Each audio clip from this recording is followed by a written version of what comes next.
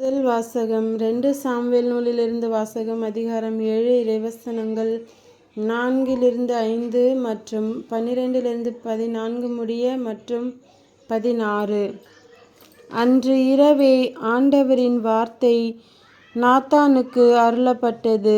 நீ சென்று என் ஊழியன் தாவீதிடம் ஆண்டவர் இவ்வாறு கூறுவதாகச் சொல். நான் தங்குவதற்காக எனக்கு ஒரு கோவில் கட்டப்போகிறாயா? உன் வாழ்நாள்கள் நிறைவு பெற்று நீ உன் மூதாதையரோடு துயில் கொள்ளும்போது உனக்கு பிறக்கும் உன் வழித்தோன்றலை உனக்கு பின் நான் உயர்த்தி அவனது அரசை நான் நிலைநாட்டுவேன். எனது பெயருக்காக கோவில் கட்டவிருப்பவன் அவனே. அவனது அரசை நான் என்றும் நிலைநிறுத்துவேன். நான் அவனுக்கு தந்தையாக இருப்பேன், அவன் எனக்கு மகனாக இருப்பான். அவன் தவறு செய்யும்போது மனித இயல்புக்கேற்ப அடித்து மனிதருக்கே உரிய துன்பங்களை தருவேன். என் முன்பாக உனது குடும்பமும் உனது அரசும் என்றும் உறுதியாயிருக்கும். உனது அரியணை என்றுமே நிலைத்திருக்கும். இது ஆண்டவர் வழங்கும் அருள்வாக்கு. இறைவா உமக்கு நன்றி. இரண்டாம் வாசகம். புனித பவுல் உரோமையருக்கு எழுதிய திருமுகத்திலிருந்து வாசகம். அதிகாரம் 4. இறைவசனங்கள் 13, 16-18 மற்றும் 22 முடிய. உலகமே அவருக்கு உரிமை சொத்தாகும் என்னும் வாக்குறுதி ஆபிரகாமுக்கோ அவருடைய வழிமரபினர்களுக்கோ திருச்சட்டத்தை கடைப்பிடித்ததால் கிடைக்கவில்லை. நம்பிக்கை கொண்டு கடவுளுக்கு ஏற்புடையவர் ஆனதால்தான் அவ்வாக்குறுதி கிடைத்தது. ஆகவே கடவுளின் அருள் செயலால் நம்பிக்கை வாக்குறுதியின் அடிப்படையாயிற்று.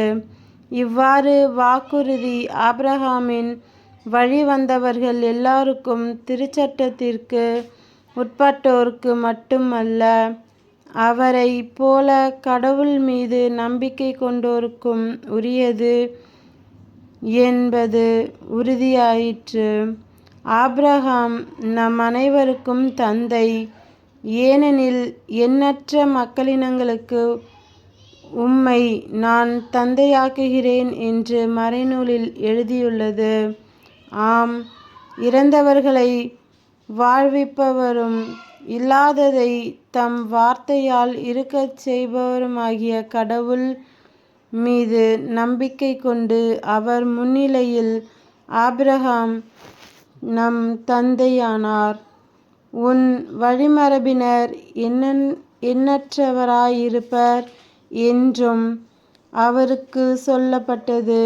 இக்கூற்று நிறைவேறும் என்னும் எதிர்நோக்கு இடம் இல்லாததுபோல் தோன்றினும் அவர் எதிர்நோக்கினார், தயங்காமல் நம்பினார். ஆகவே அவர் பல மக்களினங்களுக்கு தந்தையானார். ஆகவே அதை ஆண்டவர் அவருக்கு நீதியாக கருதினார். இது ஆண்டவர் வழங்கும் அருள்வாக்கு. இறைவா உமக்கு நன்றி. செய்தி வாசகம். புனித மத்தேயு எழுதிய நற்செய்தியிலிருந்து வாசகம். அதிகாரம் 1. இறைவசனங்கள் 16 மற்றும் 18-21 முடிய மற்றும் 24. யாக்கோபின் மகன் மரியாவின் கணவர் யோசேப்பு.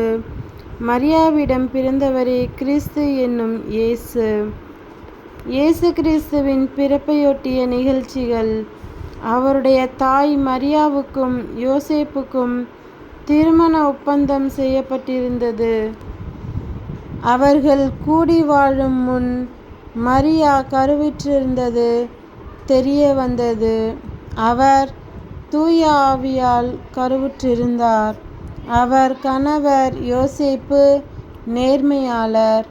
அவர் மரியாவை இகழ்ச்சிக்கு உள்ளாக்க விரும்பாமல் மறைவாக விலக்கிவிட திட்டமிட்டார்.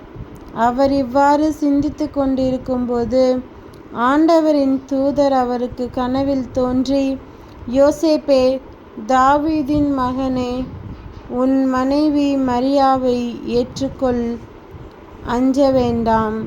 ஏனெனில் அவர் கருவுற்றிருப்பது தூய ஆவியால்தான். அவர் ஒரு மகனை பெற்றெடுப்பார்.